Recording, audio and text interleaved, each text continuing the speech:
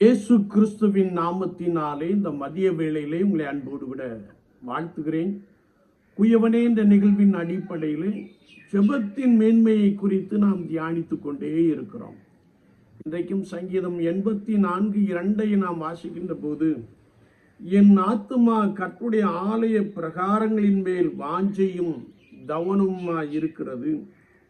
என் இருதயமும் என் மாம்சமும் ஜீவன் உள்ள தேவனை நோக்கி கம்பீர சத்தமிடுகிறது என்ற ஒரு வாசனத்தை நாம் இங்கே வாசிக்க முடியும்.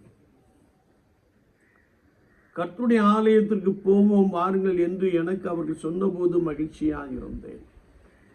நம்ம அநேகர் அன்றாட வேலைப்பாடுகளை அலுவல்களை கவனிப்பது நிமித்தமாக வாரத்தில் ஒரு முறை நாம் கர்த்தருடைய சமூகத்தை நாடுகிறோம், கர்த்தருடைய ஆலயத்தை வாஞ்சிக்கிறோம். இந்த கர்த்தருடைய ஆலயத்தை வாஞ்சிப்பதற்காக சங்கீதக்காரர் சொல்லுகிறார், என் ஆத்துமா கர்த்தருடைய ஆலய பிரகாரங்களின் மேல் வாஞ்சையும் தவனமுமாய் இருக்கிறது. அப்படி என்றால் ஒரு கர்த்தருடைய விசுவாசி அல்லது கர்த்தருடைய ஜனங்கள் கர்த்தரை ஆராதிப்பதற்காக வாஞ்சையோடும் தாகத்தோடும் விருப்பத்தோடும் கடந்து வர வேண்டும் என்பதை குறித்து வார்த்தை மிக தெளிவாக கற்றுக் கொடுக்கிறது. ஒருவேளை ஞாயிற்றுக்கிழமை ஆராதனை என்றால் அட்லீஸ்ட் வெள்ளிக்கிழமை முதலாவது ஆலயத்தை குறித்ததான வாஞ்சை, ஆலயத்தை குறித்ததான கவனம் நமக்குள்ளே நிறைவாய் இருக்க வேண்டும். அல்லது நான் கர்த்தருடைய சமூகத்திலே காத்திருந்து ஆயத்தப்பட வேண்டும் என்பதை குறித்து வார்த்தை மிக ஆழமாக கற்றுக் கொடுக்கிறது. அது மாத்திரமல்ல, என் இருதயமும் என் மாம்சமும் ஜீவன் உள்ள தேவனை நோக்கி கம்பீர சத்தம் விடுகிறது என்ற ஒரு வார்த்தையை நாம் வாசிக்க முடியும். ஆலயம் என்பது ஆண்டவராகிய இயேசு கிறிஸ்துவை கம்பீர சத்தத்தோடு ஆராதிக்கின்ற ஒரு இடம் என்பதை குறித்து பரிசுத்த வார்த்தை மிக ஆழமாக கற்றுக் கொடுக்கிறது. நம்மில் அநேகர் போக்கும் வரத்துமாகவே காணப்படுகிறோம். ஆனால் சிலர் கர்த்தருடைய சமூகத்தை வாஞ்சித்து ஆண்டவரை கம்பீரமா சத்தமாய் துதிக்கின்ற அனுபவத்தை பெற்றிருக்கிற சிலரை நாம் ஒவ்வொரு கர்த்தருடைய சபையிலும் நாம் அறிந்திருக்க முடியும். ஆனால் கிட்டத்தட்ட ஒரு 90% கர்த்தருடைய ஜனங்கள் போக்கும் வரத்துமாய் இருக்கிறார்கள்.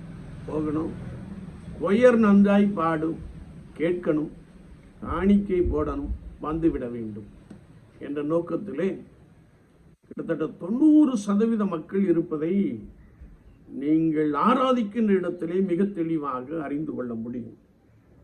ஆனால் ஆலய ஆராதனை என்பது ஆண்டவரை நோக்கி கம்பீர சத்தம் விடுகிற ஒரு அனுபவம். எனவேதான் மத்திய 21 நாம் வாசிக்கிறோம், சிறு பிள்ளைகள் இயேசு ஆலயத்திலே செய்த அற்புதங்களையும் அடையாளங்களையும் கண்டார்கள், குருடர்கள் பார்த்தார்கள், செவிடர்கள் கேட்டார்கள்.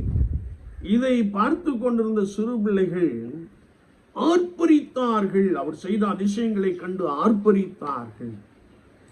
இதை பார்த்த பெரியவர்கள் அல்லது பரிசேயர் சதுசேயர் கூட்டத்தார் இவர்கள் சொல்லுகிறதை கேட்கிறீரோ என்று கேட்டார்கள். ஆம், கேட்கிறேன் என்று சொன்னார்.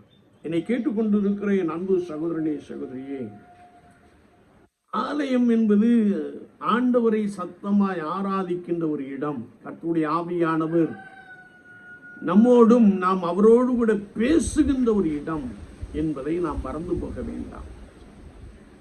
ஒருவேளை நான் மிகுந்த துக்கத்தோடு கூட வந்திருப்பேனே என்றால், நான் கர்த்தரை ஆராதிக்கின்ற பொழுது ஆண்டவர் நம்மோடு கூட பேசுகிறவராக இருக்கிறார், நம்முடைய தேவைகளை சந்திக்கிறவராகவே இருக்கிறார்.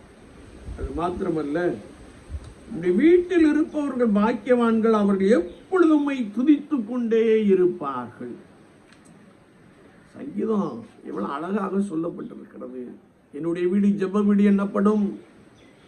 அந்த ஜெப வீட்டிலே கர்த்தருடைய ஜனங்கள் மகிழ்வார்கள். எப்படி மகிழ்வார்களா? எப்பொழுதும் ஆண்டவரை துதித்துக் கொண்டே இருக்கின்ற ஒரு காட்சியை குறித்து வேதம் சொல்லுகிறது. We are bound by time consumption. ஆராதனை என்றால் ஒரு 1 hour, மெயின் சர்வீஸ் என்றால் ஒரு 1 மணி நேரம் 40 நிமிஷம். ஆனால் பரிசுத்த வேதாகமத்தில் அப்படி சொல்லப்படவே இல்லை.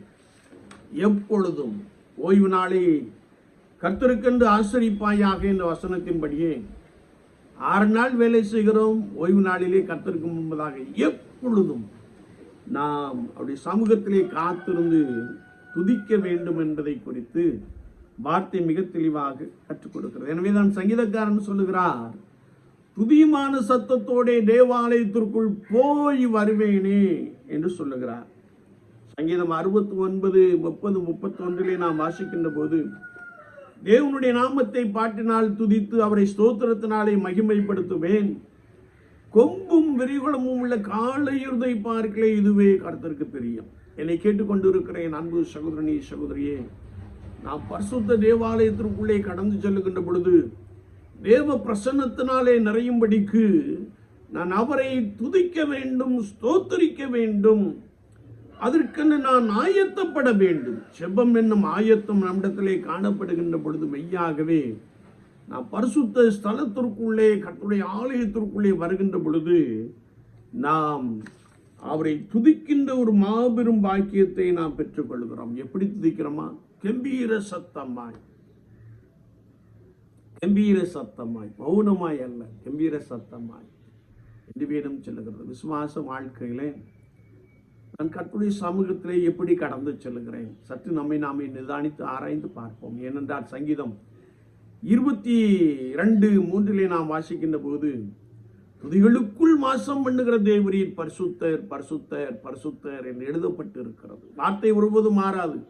நீங்கள் உங்களை அர்ப்பணித்து பரிசுத்தத்தோடு கூட கர்த்தருடைய மகத்துவங்களை சொல்லி துதிக்கின்ற பொழுது, ஸ்தோத்திரிக்கின்ற பொழுது, கர்த்தருடைய ஆவியானவர் உங்கள் மத்தியிலே அசைவாடுகிறார், உங்களை நிரப்புகிறார், வல்லமையினாலே நிரப்புகிறார், பரிசுத்த ஆவியினாலே நிரப்புகிறார், தேவ பிரசன்னத்தினாலே நிரப்புகிறார்.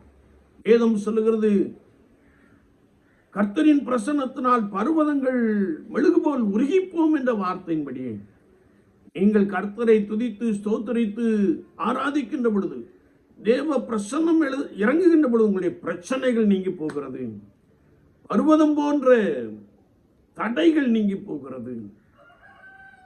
கர்த்தரின் பிரசன்னம் நம்மை நிரப்புகின்ற பொழுது நாம் ஒரு செய்ய கம்பீரம் உள்ளவர்களாக கடந்து செல்லுகிற ஒரு நபராக காணப்படுகிறோம். ஆண்டவர் அவ்வளவு பெரிய கிருபையை வைத்திருக்கிறார்.